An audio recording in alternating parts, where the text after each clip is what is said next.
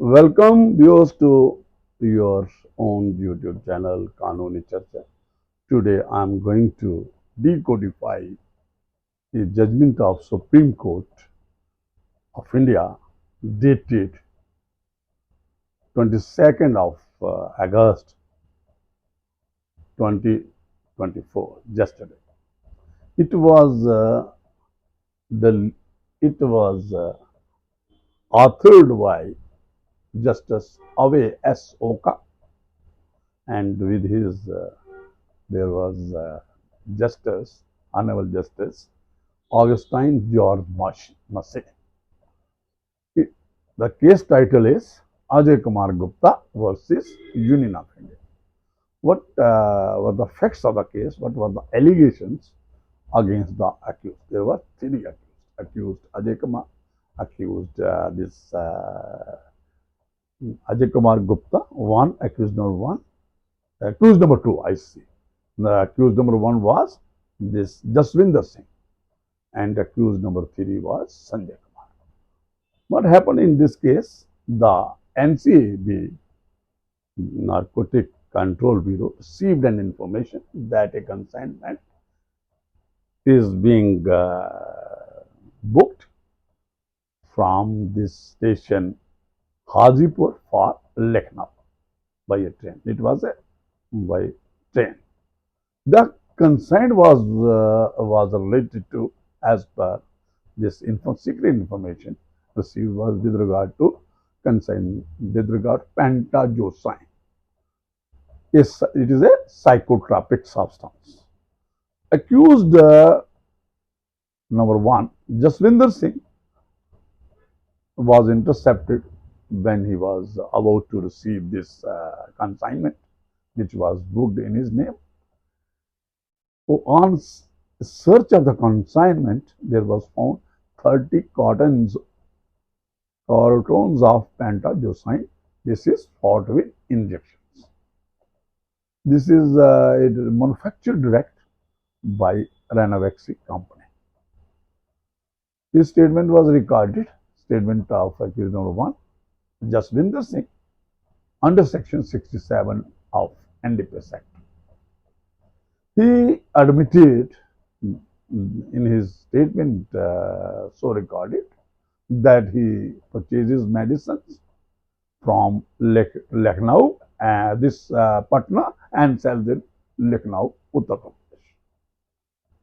He disclosed that he bought fraudulent medicine injection from the appellant, accused number one, who is a appellant here, Ajay Kumar. And he has also referred one more name, Arun Kumar Singh, on several occasions. Thereafter, he referred this name and style of this Mangalam Drug Agency in his statement. Thereafter, the appellant statement was also recorded in terms of section 67 of appellant means accused number 2, Ajay Kumar, in terms of section 67 of NDPS Act. So he disclosed that he is have a shop under name and style Mrs. Mangalam Drug Agency, not shop but a agency, medical agency. He referred, disclosing that he has a valid license issued by the controllers of drugs. He also admitted that accused number one came to his shop and demanded 40 cartons of fortwin injection. However, he was not having at that time. He procured those from his from another this drug medical store owner, this Sanjay Kumar, who is having name of his this drugstore Maheshwari Pharma. Then thereafter, all the three accused, after this inquiry whatsoever, the NCB people done, they produced a complaint before the court of special judge. Special judge against all three accused. All three accused of one, this Jaswinder Singh, to Ajay Kumar Gupta, and third one Sanjay Kumar, who actually supplied 30 cartons to, as per this direction of accused number 2. The main the charge sheet was, charge sheet means complaint जो NCB people has produced before the special judge for commission of offence under section 22C and section 29 of NDPS Act. Accordingly, they were convicted for these two offences. This accused number 2 was on special court convicted appellant and accused number 1 and 3. Mean all accused were convicted, you may say, for commission of offences punishable under section 22C and section 29 of NDPS Act. They were sentenced to imprisonment of 10 years, rigorous imprisonment, and the fine of rupees 1 lakh. However, separate punishment was not imposed for commission of offence under section 29.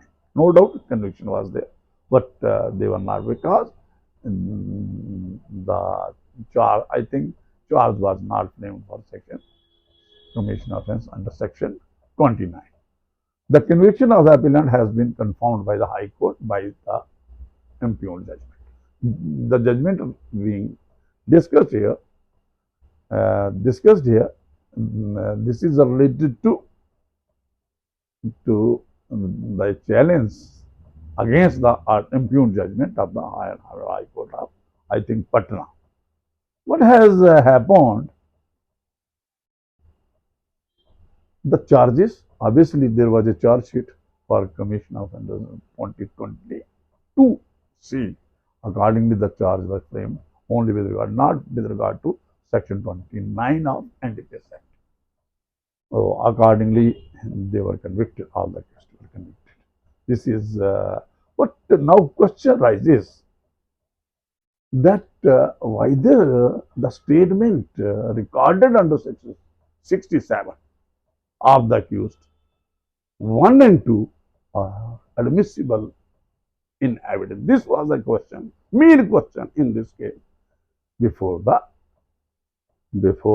Hon'ble Supreme Court of India. Their lordships relied upon the judgment, earlier judgment of this Singh versus state of Tamil Nadu. It is a very important judgment which relates to that the NCB people, in this judgment it has been held that NCB people are equally empowered as if they are the police officers. In short, they are discharging the duty of police officers under the NDPS Act. They are performing similar duties, similar actions, similar all. So, any confessional statement made before them is void under section 25 of Indian Evidence Act.